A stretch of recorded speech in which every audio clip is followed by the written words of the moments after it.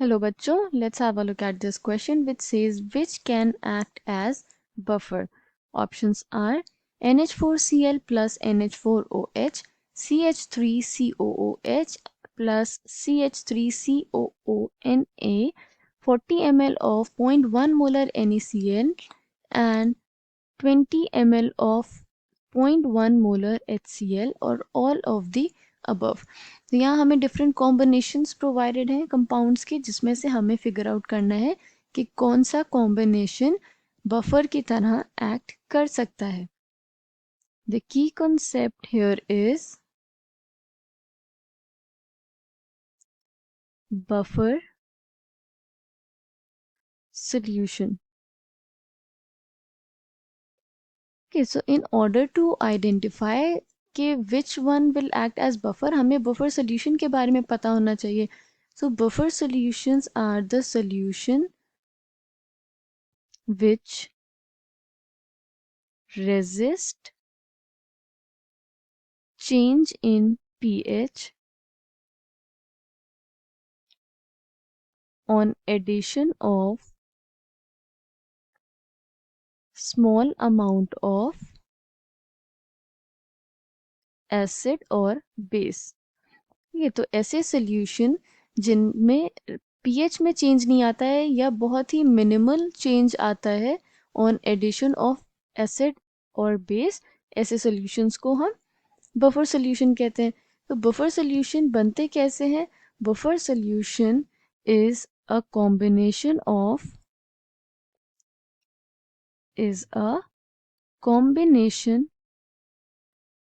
Of हम दो compounds का कॉम्बिनेशन लेते हैं. कौन से दो कंपाउंड्स, किस टाइप के compound? It is a weak acid का कॉम्बिनेशन लेते हैं with its salt of strong base. क्या एग्जाम्पल हम लेंगे तो ये क्लियर होगा. It is weak acid plus its salt of strong base. इसी एसिड का सॉल्ट होगा विद अ स्ट्रॉन्ग बेस. या फिर हम दूसरे टाइप का कॉम्बिनेशन ले सकते हैं which is a weak base plus its salt of strong acid. Okay, तो ये दोनों टर्म्स हमको याद रखने हैं. Combination of weak acid plus its salt of strong base, और it could be a weak base plus its salt of a strong acid. अब हम ऑप्शंस में अगर देखें तो हमें कौन से प्रोवाइडेड है? NH4Cl and NH4OH. तो NH4OH को अगर हम देखें तो ये क्या है? It is a weak base. Okay, weak base है तो इसके साथ बफर कौन फॉर्म करेगा? It's salt of strong acid. तो NH4Cl का अगर हम कॉम्बिनेशन लें, वीक बेस NH4OH लें और इसका कॉम्बिनेशन करें किसके साथ? स्ट्रॉन्ग एसिड के साथ, क्योंकि हमें वही सॉल्ट चाहिए स्ट्रॉन्ग एसिड का. फॉर एग्जाम्पल HCl, तो हमें कौन सा कंपाउंड मिलेगा? We will get NH4Cl plus H2O. That means NH4Cl salt है NH4OH का with a strong acid which is HCl.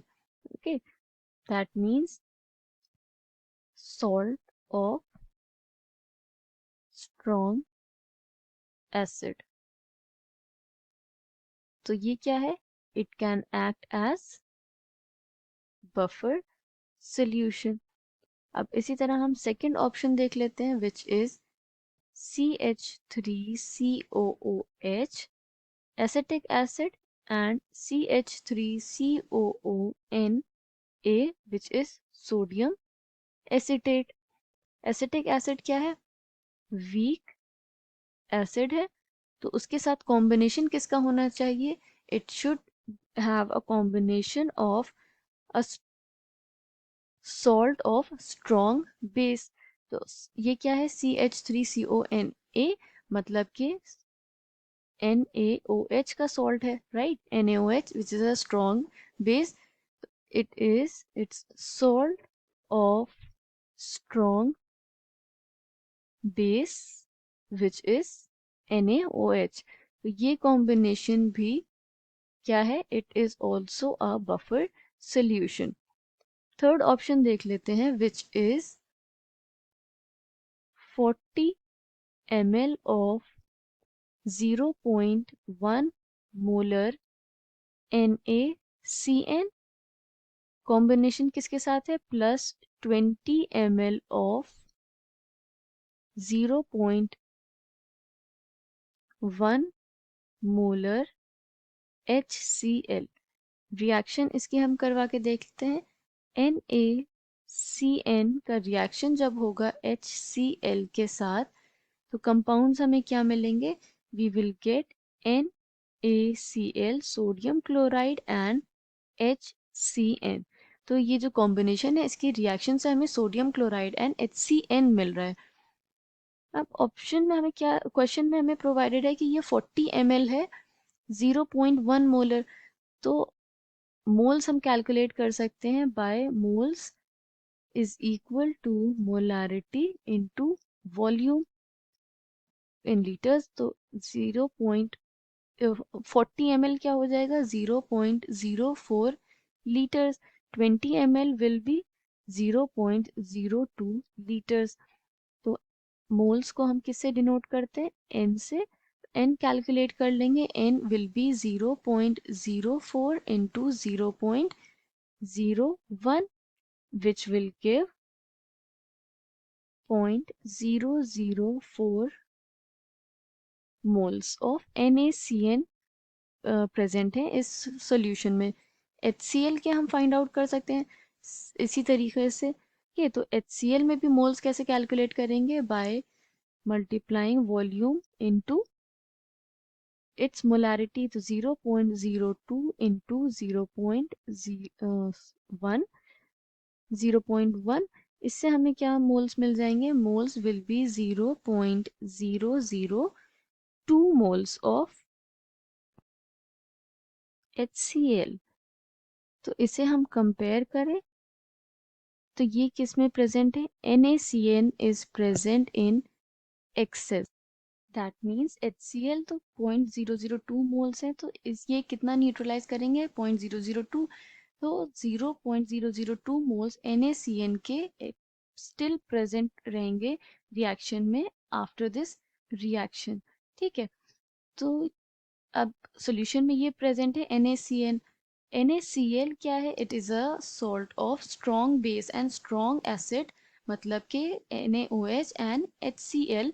तो ये तो हाइड्रोलाइज नहीं करता है सॉल्यूशन में, इट एग्जिस्ट एज आयंस. तो सॉल्यूशन में क्या प्रेजेंट हो गया? HCl कंज्यूम हो गया, NaCl हाइड्रोलाइज नहीं करेगा, तो सॉल्यूशन में प्रेजेंट है NaCN जो एक्सेस में प्रेजेंट थे जिसके मोल्स, और प्रोडक्ट जो फॉर्म हुआ HCN. ओके. तो यहाँ पे HCN क्या है? It is a weak acid है. ओके. और NaCN क्या है? It is a salt of strong base which is NaOH. That means this solution can also act as buffer solution. So we can say which can act as buffer. All of the above can act as buffer. I hope you understood it well. Thank you and best of luck.